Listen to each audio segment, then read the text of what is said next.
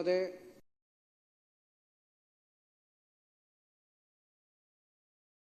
पिछले 2 दिन से मैं मुख्यमंत्री आतिशी जी के साथ सड़कों की हालत थोड़ी ज़्यादा ख़राब हो गई है दिल्ली की, तो अभी मैं एक चिट्ठी लिख रहा हूँ आतिशी जी को, जो कि चूँकि सबके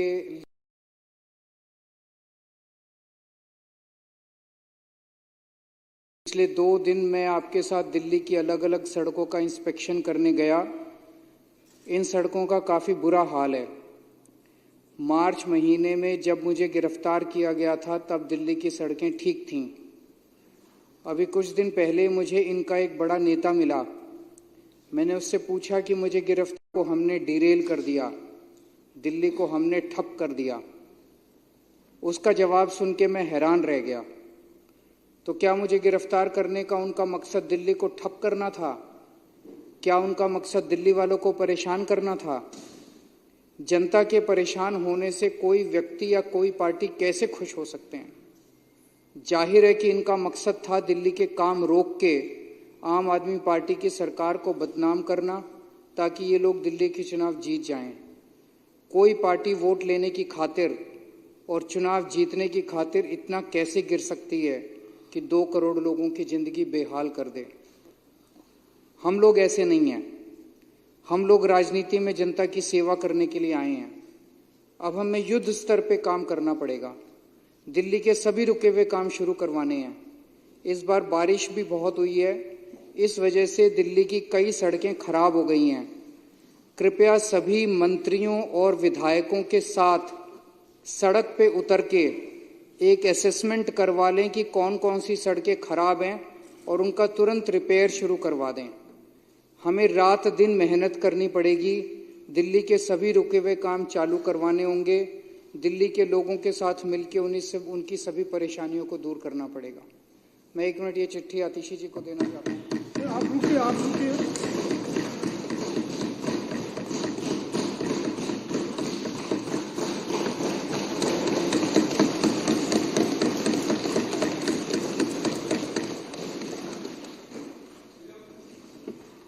मेरा सभी विधायकों से भी निवेदन है कि खासकर आम आदमी पार्टी के विधायकों से कि इन लोगों ने हमारे काफ़ी समय खराब कर दिया पिछला।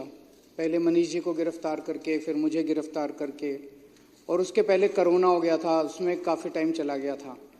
अब अपने को रात दिन मेहनत करनी पड़ेगी, बहुत मेहनत करनी पड़ेगी। हम सब लोग जनता की सेवा करने के लिए राजनीति के अंदर आए हैं। तो आने वाले कुछ दिनों के अंदर हमें ये सबकी ड्यूटी लगाई जाएगी। सबको रात को या सुबह अर्ली मॉर्निंग निकल के सड़कों का मुआयना करना पड़ेगा। जो जो सड़कें टूटी हुई हैं उनकी एक असेसमेंट कर लेते हैं और उन सारी सड़कों का एक साथ रिपेयर करने का, खासकर पीडब्ल्यूडी की सड़कें जो है रिपेयर करने का ऑर्डर आतिशी दे देंगी, ताकि सारी सड़कें एक साथ रिपेयर की जा सकें।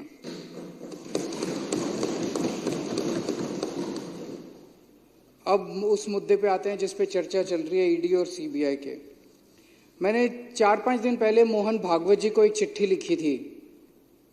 उस चिट्ठी में मैंने मोहन भागवत जी से 5 मुद्दों की बात की थी, और उसमें एक मुद्दा ये भी था कि जिस तरह से प्रधानमंत्री मोदी जी इस देश के सबसे भ्रष्ट नेताओं को ईडी और सीबीआई से डरा के या पैसों का लालच दे के दूसरी पार्टियों से तोड़ के अपनी पार्टी में शामिल कर रहे हैं, क्या मोहन भागवत जी उनसे सहमत हैं?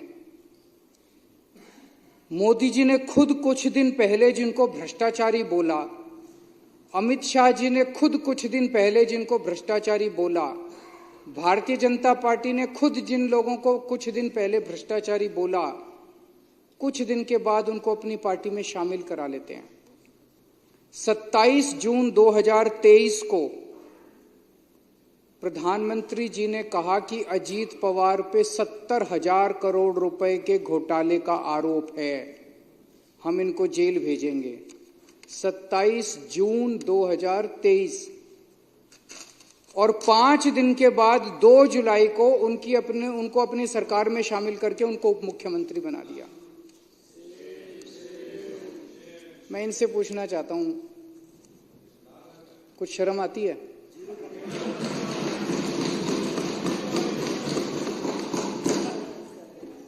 चलो हम तो सारे के सारे खराब हैं, पर आपका प्रधानमंत्री 27 जून को जिस आदमी पे 70,000 करोड़ रुपए के भ्रष्टाचार का आरोप लगाता है और 5 दिन के बाद 2 जुलाई को उसको अपना उप मुख्यमंत्री बना लेता है, क्या मुंह दिखाते हो यार? जब अपनी गली में अपने घर जाते हो आप लोग, पूरी दुनिया को क्या मुंह दिखाओगे कि ऐसी पार्टी में आप लोग हो?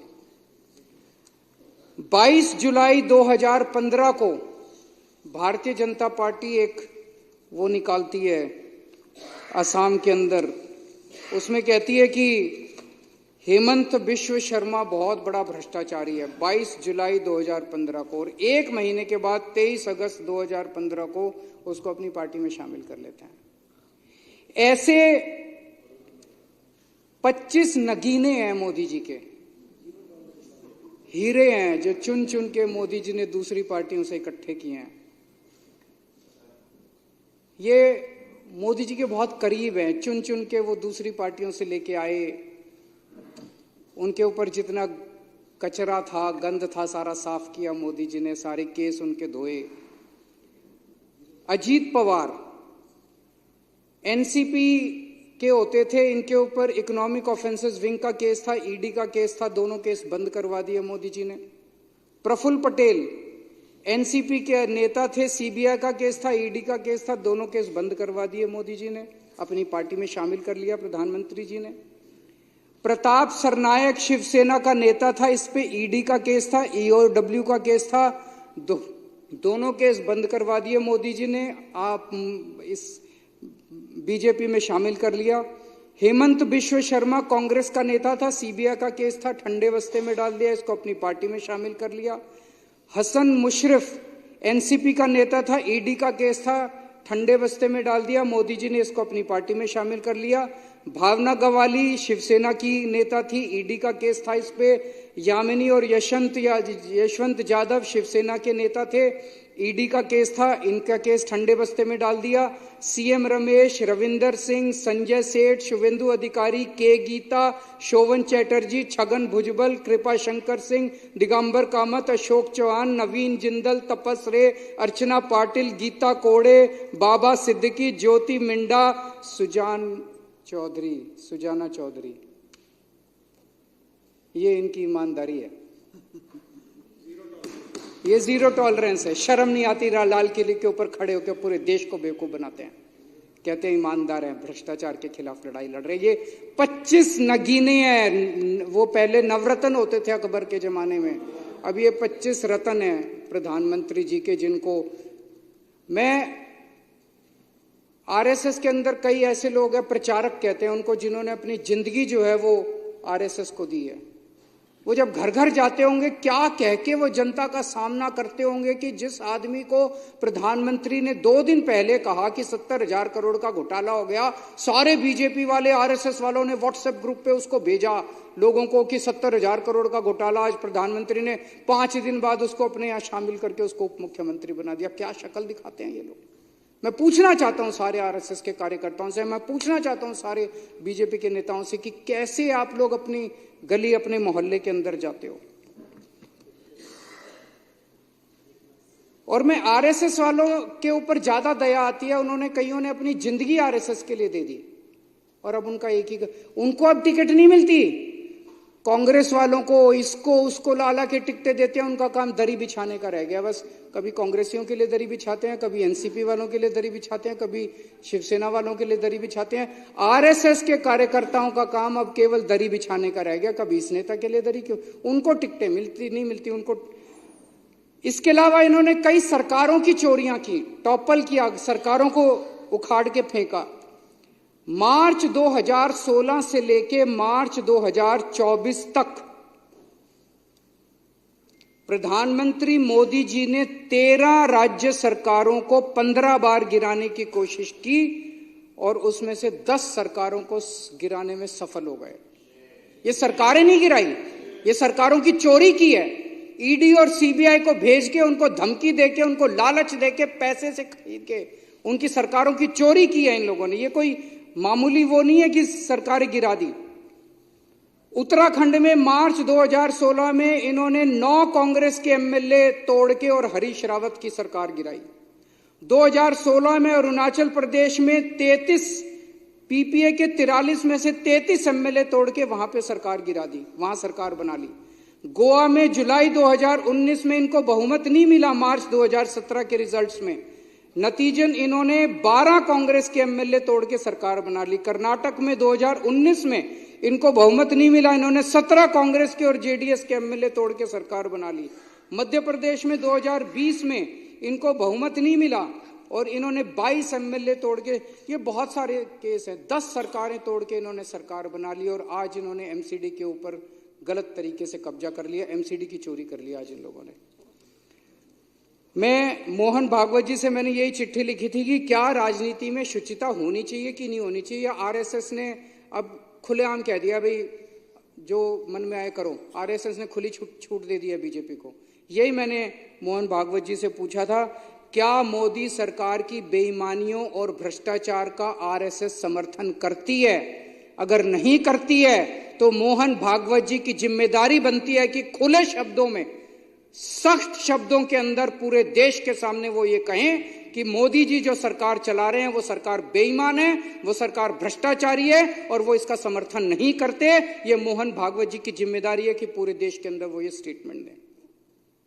आज इन्होंने एमसीडी के अंदर जो किया, चुनी हुई, मैंने जेल के अंदर सुभाष चंद्र बोस, भगत सिंह, इनको बहुत पढ़ा। इन लोगों ने अपनी जान की कुर्बानी लगा दी, जान इन्होंने दे दी अपनी देश को आजाद कराने के लिए। किस लिए आजाद कराया इन्होंने देश? इसीलिए तो आजाद कराया था कि देश के अंदर एक जनतंत्र होगा, जनता चुनेगी, जनता के चुने हुए नुमाइंदे वो सरकार चलाएंगे, जनता के सपने पूरे करेंगे। इसलिए थोड़ी करा था कि एक एलजी आके बैठ जाएगा, अफसर आके बैठ जाएंगे और चुने हुए लोगों को दरकिनार करके और अपनी मर्जी से सरकार चलाएंगे। दिल्ली के लोगों ने एक मेयर को चुना, दिल्ली के लोगों ने काउंसलरों को चुना, दिल्ली के लोगों ने एक सदन को चुना, एमसीडी को चुना, दिल्ली नगर निगम को चुना और उनको कहा भाई अब आप दिल्ली की व्यवस्था चलाओ, दिल्ली की नगर निगम को चलाओ। कानून के अंदर, दिल्ली नगर निगम के कानून में लिखा है कि जो सदन है, सदन की अध्यक्षता मेयर करेगी। एलजी ने कानून आज ऑर्डर पास कर दिया कि अब अध्यक्षता एडिशनल कमिश्नर करेगा। कल आपको भी हटा देंगे, कल लोकसभा स्पीकर को भी हटा देंगे, वहां पे लिख देंगे अब होम सेक्रेटरी जो है लोकसभा की अध्यक्षता करेगा, राज्यसभा की अध्यक्षता अब जो है वो डिफेंस सेक्रेटरी करेगा। ये क्या हो रहा है इस देश के अंदर? क्या इसीलिए हमारे देश के स्वतंत्रता सेनानियों ने अपनी जान गंवाई थी? खत्म कर दिया जनतंत्र इन लोगों ने। एलजी दिल्ली चलाएगा और एडिशनल कमिश्नर जो है वो नगर निगम की अध्यक्षता, कानून के अंदर लिखा है कि मेयर अध्यक्षता करेगा, कानून के अंदर लिखा है कि मेयर ही कॉम्पिटेंट है नगर निगम की, कॉरपोरेशन की, सदन की मीटिंग बुलाने के लिए। कब मीटिंग बुलाई जाएगी, किस दिन बुलाई जाएगी, कितने बजे बुलाई जाएगी, ये मेयर तय करेगा। जैसे आप तय करते हैं, अध्यक्ष तय करता है कि मीटिंग किस दिन होगी, एडजर्न होगी, नहीं होगी, किस दिन होगी, ये मेयर तय करता है। एलजी ने कर दिया, कमिश्नर ने कर दिया। उसमें लिखा हुआ है कि 72 घंटे का नोटिस दिया जाएगा। कोई नोटिस, कल रात को 10 बजे नोटिस निकाल दिया कि आज 1 बजे, उसमें कोई कानून के अंदर उनको पावर ही नहीं है, ना कमिश्नर को पावर है, ना एलजी को पावर है, तो गुंडागर्दी मचा रखी है। उसके अंदर लिखा है कि नोटिस जो है सबके घर भेजा जाएगा। किसी के घर नोटिस नहीं पहुंचा आज, किसी के घर एक व्हाट्सएप कर दिया, व्हाट्सएप आधों को मिला, आधों को नहीं मिला, आधे दिल्ली के बाहर हैं। ये क्या, ये चुनाव कराया इन लोगों ने? तो आज इन्होंने एमसीडी की चोरी की है जो कि पूरे देश के सामने है और ये इसकी हम सख्त निंदा करते हैं। एक चीज और बहुत जरूरी है, सब लोगों को मैं आगाह करना चाहता हूं। ये लोग जानते हैं कि ये लोग दिल्ली हार रहे हैं, बुरी तरह से हार रहे हैं।